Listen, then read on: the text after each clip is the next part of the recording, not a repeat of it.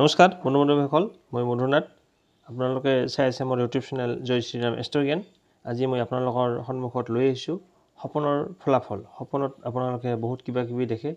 সেই সপোনত দেখা বস্তুবোৰ দেখিলেনো কি হয়, সেই বিষয়ে আজি কেইটামান সপোন লৈ আলোচনা কৰিম আপোনালোকৰ সন্মুখত। মানুহৰ আচলতে শয়নভংগী অনুসাৰে স্বপ্ন ফলাফল প্ৰাপ্ত হয়।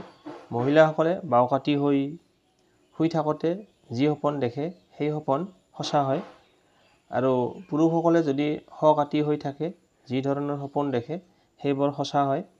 কিন্তু পুৰুষে বাওকাটি হৈ আৰু নাৰীয়ে শকাতি হৈ শুই থাকোঁতে দেখা সপোন মিছা হয়। এইটো আপোনালোকে ধ্যান দিব।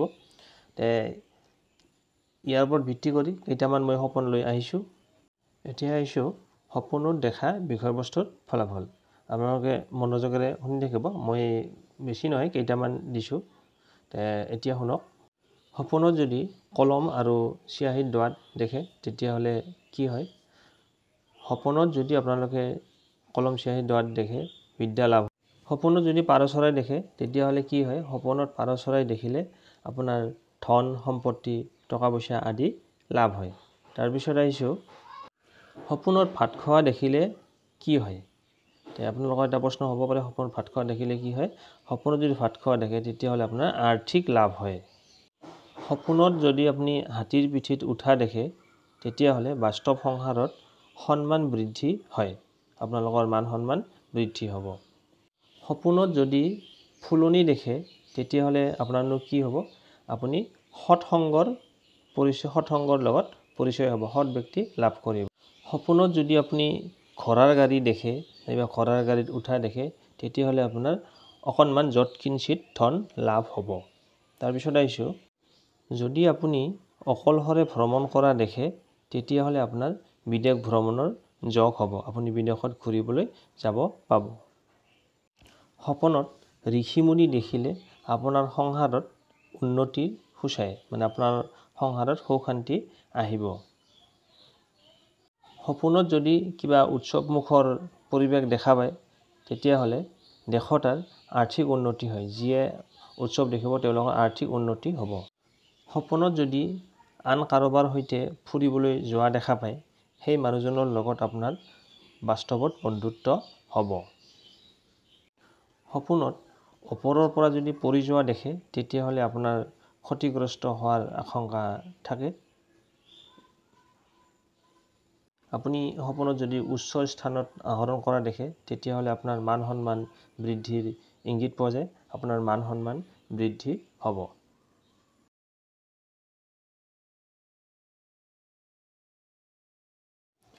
ইষ্ট দেৱতাক ধ্যান কৰা দেখিলে মনত প্ৰচুৰ আনন্দ আৰু শান্তি পোৱা।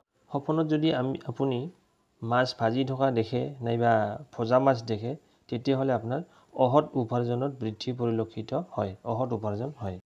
সপোনত এন্দুৰ দেখিলে বাস্তৱত সুন্দৰী স্ত্ৰী লাভ হয়। আপুনি যদি সপোনত এন্দুৰ দেখা পায় তেতিয়াহ'লে আপোনাৰ সুন্দৰী স্ত্ৰী লাভ হ'ব। সপোনত যদি বৃহৎ শৰীৰ দেখে তেতিয়াহ'লে আপোনাৰ মানসিক শান্তি লাভ হ'ব। যদিও মানে শকত আৱত মানুহ দেখা পায় আপোনাৰ মানসিক শান্তি লাভ হয়। সপোনত নিজ মৃত্যু দেখিলে বাস্তৱত পীড়া লাভ হয়। নিজে যদি মৃত্যুবৰণ কৰা দেখে তেতিয়াহ'লে আপোনাৰ পীড়া মানে দুখ দুৰ্গতি আৰম্ভ হয়। সপোনত নিজৰ মূৰৰ চুলি কটা দেখিলে আৰ্থিক কষ্ট হয়। তাৰমানে আপোনাৰ টকা পইচাৰ অভাৱ হ'ব। আপুনি যদি নিজৰ চুলি কটা দেখে তেতিয়াহ'লে আপোনাৰ টকা পইচাৰ অভাৱে দেখা দিব।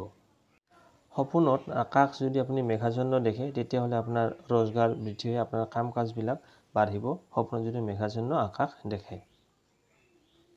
সপোনত অন্ন বিতৰণ কৰা দেখিলে সুনাম প্ৰাপ্তি হয়। আপুনি যদি সপোনত চাউল দিয়া দেখে তেতিয়াহ'লে আপোনাৰ সুনাম লাভ হ'ব।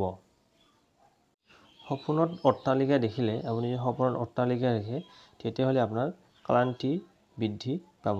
আপোনাৰ ক্লান্তি বৃদ্ধি হয় অট্টালিকা দেখিলে। সপোনত যদি আপুনি চাউল দেখা পায়, চাউল দেখিলে সুলক্ষণা স্ত্ৰী লাভ হয়। যদি আপোনাৰ বিবাহিত নহয় তেতিয়াহ'লে সুলক্ষণা স্ত্ৰী লাভ হ'ব। সপোনত যদি আপুনি অচিনাকি পুৰুষ দেখে তেতিয়াহ'লে আপোনাৰ আত্মীয়ৰ পৰা সাহায্য লাভ কৰিব। আপোনাৰ সাহায্য লাভ হ'ব। আপুনি যদি সপোনত অন্ধ মানুহ দেখে তেতিয়াহ'লে বিপদত পৰাৰ সম্ভাৱনা প্ৰবল দেখা যায়। আপুনি সপোনত অন্ধ মানুহ দেখিলে বিপদ আহিব পাৰে। আপুনি যদি ঘৰ বা কাপোৰত জুই লগা দেখে তেতিয়াহ'লে কি হয়, ব্যৱসায়ত লোকচান হয়। আপুনি জুই লগা দেখিলে আপোনাৰ ব্যৱসায়ত লোকচান হোৱা সূচায়।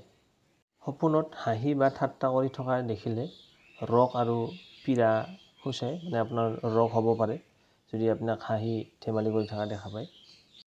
সপোনত অকলশৰে কথা কোৱা দেখিলে উকিল হোৱা বুজায়। আপুনি যদি সপোনত অকলে কথা কোৱা দেখে তেতিয়াহ'লে আপোনাৰ উকিল হোৱাৰ সম্ভাৱনা প্ৰবল দেখা যায়।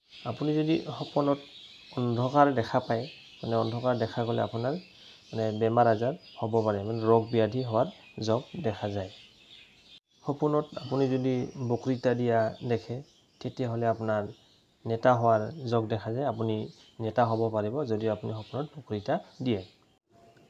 নিজকে অত্যাচাৰী হোৱা দেখিলে সমাজত নিন্দনীয় কাম কৰা বুজায়। আপুনি যদি অত্যাচাৰী হয় তেতিয়াহ'লে আপুনি নিন্দনীয় কাম কৰা দেখা যায়।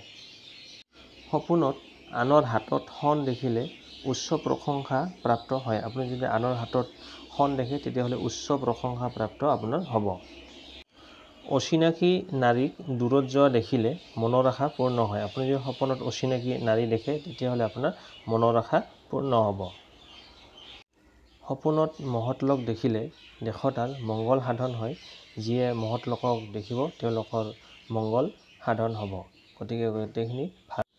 এইদৰে মানুহে সপোনত নানান বস্তু, নানান ঘটনা দেখা পায়। কেতিয়াবা কিছুমান অস্পষ্ট সপোন দেখা যায় আৰু সপোন দেখি উঠিয়েই পাহৰি পেলোৱা যায়। বহু যত্ন কৰিও মনত পেলাব পৰা নাযায়। মনোবিজ্ঞানিকসকলে মানুহে কিয় সপোন দেখে আৰু সপোন দেখাৰ অৰ্থ কি, এই বিষয়ে নিৰন্তৰ শোধ কাৰ্য চলাই আছে। পিছলৈ সবিশেষ জানিব পাৰিব। থৰতে ক'বলৈ গ'লে আমি আমাৰ মন যদি সদায় যোগাত্মক ভাৱধাৰাৰে ভৰাই ৰাখোঁ, মনত সদায় পবিত্ৰ ভাৱ চিন্তা কৰোঁ, তেনেহ'লে আমাৰ মন মস্তিষ্ক পবিত্ৰ কোষেৰে ভৰি থাকিব। অন্ততঃ আমি সদায় এই প্ৰাৰ্থনা কৰোঁ, আহক আপোনালোকে এই প্ৰাৰ্থনাটো কৰিব লাগে। হে প্ৰভু, আমি যেন সদায় শুভ দেখোঁ, শুভ শুনো আৰু ভাল ক'বলৈ শিকোঁ। ভাল কথা ক'বলৈ সক্ষম হওঁ, এই শক্তি আমাক দিয়া। ওম শান্তি শান্তি শান্তি। ওম শান্তি শান্তি শান্তি।